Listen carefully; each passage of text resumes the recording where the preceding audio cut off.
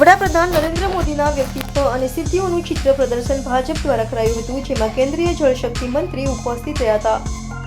Bharatiya Janata party Surat મહાનગર દ્વારા વડાપ્રધાન નરેન્દ્ર મોદીના વ્યક્તિત્વ અને સિદ્ધિઓનું ચિત્ર પ્રદર્શનનું સુરતના સિટીલાઇટ રોડ ખાતે આવેલ સાયન્સ સેન્ટરની આર્ટ ગેલેરી ખાતે આયોજન કરવામાં આવ્યું હતું, જેનું ઉદ્ઘાટન રવિવારે સવારે કેન્દ્રીય જળશક્તિ કેબિનેટ મંત્રી અને સુરત નવસારીના સાંસદ CR પાટીલના હસ્તે કરાયું હતું.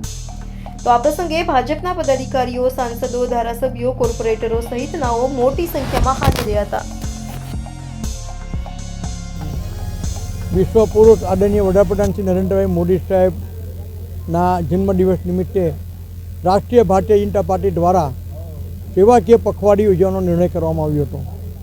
તેના ભાગરૂપ જે વિવિધ કાર્યક્રમો નક્કી કરવામાં આવ્યા હતા, તેમાંનો એક કાર્યક્રમ નરેન્દ્રભાઈ મોદી સાહેબની જીવન અને એમની વિવિધ જે સિદ્ધિઓ છે તેની ચિત્રવાળીનું એક પ્રદર્શનનું એક આયોજનનો નિર્ણય હતો.